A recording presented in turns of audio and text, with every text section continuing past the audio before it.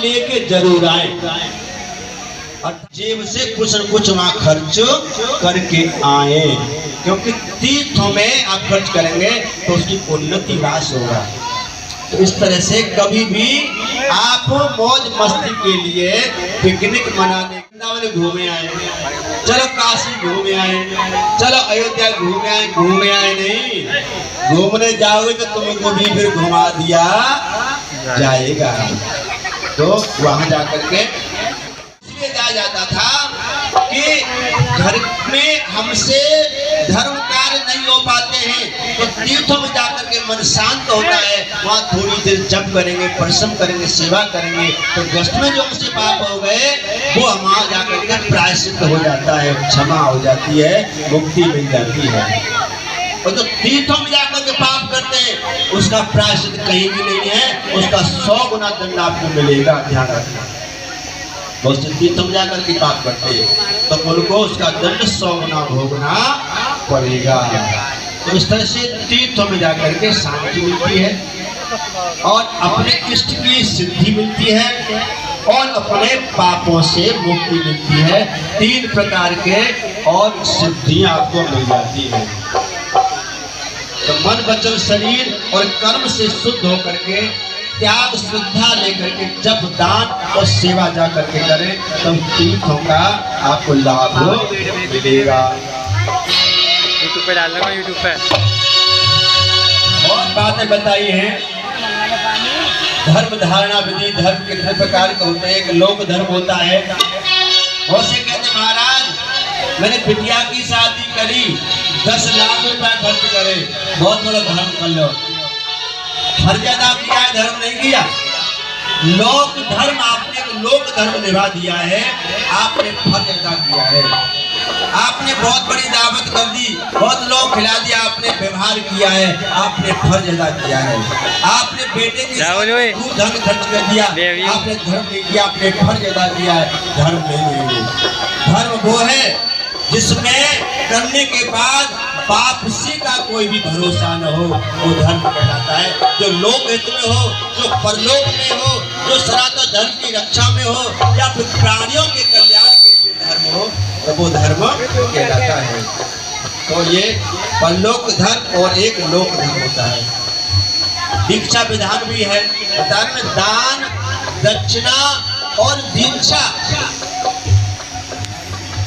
बहुत से कहते हैं कि गुरु जी आ गए अब दक्षिणा लेंगे, गुरु दक्षिणा लेंगे, कहते हैं ना कि गुरु दक्षिणा दे दे मुझे, तो गुरु दक्षिणा नहीं ली जाती, दी जाती है। दक्षिणा दी जाती है और दीक्षा ली जाती है।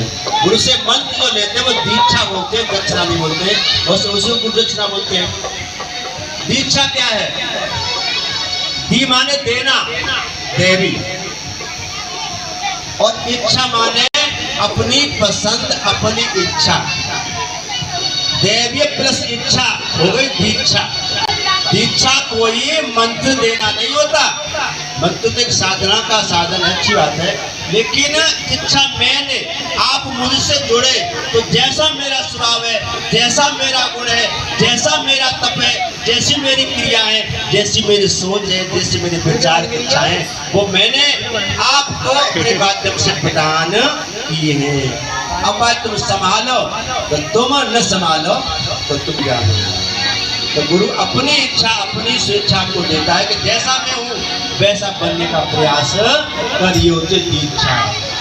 इसके बाद दक्षिणा का विधान है। गुरु दीक्षा लेते हैं, मंत्र ले लिया, कान में मंत्र फूंक दिया, और जब पहली बार मिलते हैं गुरु शिष्य तो शिष्य बड़ा भयभीत होता है, अरे न जाने कैसे गुरु होंगे, न जाने क्या कहेंगे। मैंने देखा है दीक्षा दी है तो बहुत से लोग कांपते हैं, होता है ना। अब तो हम लोग बहुत भूले मिले हो गए। खैर मेरा व्यवहार ऐसा नहीं है, कोई भी कैसे मिल सकता है, लेकिन बहुत लोग मिल नहीं सकते आप। तो दीक्षा मंत्र कान में देते हैं और जब तो सुन लेते हर बार भूल जाते हैं। तो दीक्षा मंत्र गहराई से देना चाहिए। अच्छा, जितने हमारे शिष्य हैं, जिन जिन को मंत्र हमने दिया, सबको मंत्र याद है कि नहीं याद है? हाथ खड़ा करो, जय जय। मंत्र कभी मत भूलना, मंत्र बहुत बड़ी शक्ति है। मंत्र हर तरह से, हर स्थिति स्थिति में आपकी रक्षा करेगा। मंत्र वो बड़ी शक्ति है कि हर तरह से आपकी रक्षा करेगा हर स्थिति में। तो फिर होते दक्षिणा। दक्षिणा क्या है? गुरु ने मंत्र दे दिया, दक्षिणा दे दो। जैसी जाकी स्थिति, कोई 11 रुपया देगो, कोई 500 देगो, कोई 1100 देगो, अपनी अपनी इच्छा है। कोई 1 रुपया देगा, कोई उधार कर देगा। ये गुरु जी आपके देखेंगे। तो वास्तव में ये पैसा देना, वस्तु देना दक्षिणा नहीं है, ये तो एक मान सम्मान है, सेवा है। दक्षिणा क्या है? दक्षिणा है दक्ष। दादा दक्ष की कहानी सुनिए। दक्ष, दक्ष माने श्याना, दक्ष माने चतुर, दक्ष माने होशियार। और जो अपने आप को होशियार समझे, जो अपने आप को श्याना समझे, जो अपने आप को ज्ञानी समझे, तो उसको घमंडी की उपाधि दे दी जाती है। तो इसमें 2 शब्द है, दक्ष और ना।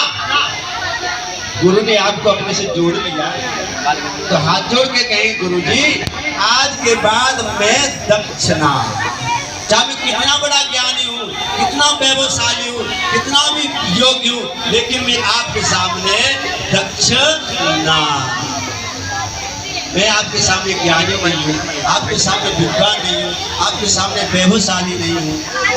तो ये भाव होता है कि शिष्य अपना भाव देता है कि मैं आपके सामने जीरो हूँ, आई एम लिटिल ब्रिक, मैं एक तुच्छ जीव हूँ, मैं कुछ नहीं हूँ, ऐसा भाव। और शिष्य गुरु को देता है और फिर गुरु उसे स्वीकार कर लेता है, फिर अपनी दीक्षा अपनी शक्ति प्रदान करता, बेटा तू मेरे जैसे हो जा।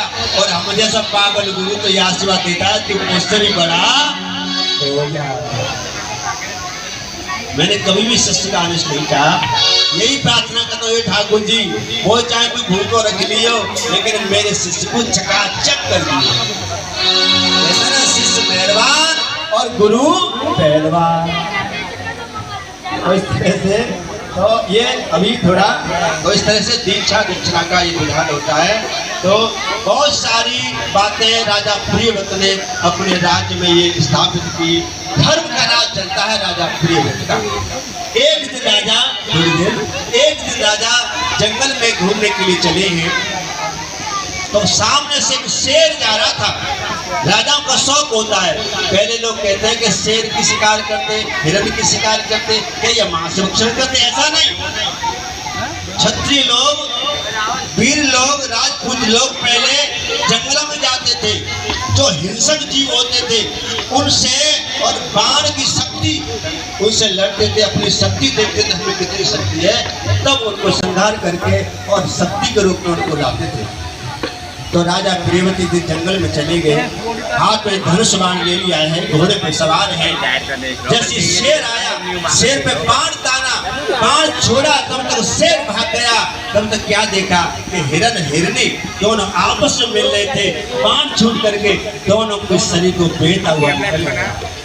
उसी समय हिरन हिरनी के प्राण निकले, तो वो दोनों संत ऋषि और उनकी पत्नी के रूप में परिणत हो गए। एक ऋषि और ऋषि पत्नी उस राजा के बाण से मर गए। उसी समय देवश्री नाथ बन गए। अरे राजा प्रियव्रत, इन बेबस पशुओं ने बेचारे तुम्हारा क्या बिगाड़ा, इनकी तुम हत्या कर दी। उसी समय राजा प्रियव्रत को घृणा हो गई और सब राजपाट अपने प्रिय भाई उत्तानपाद को देख करके जंगल में तपस्या करने के लिए चले गए।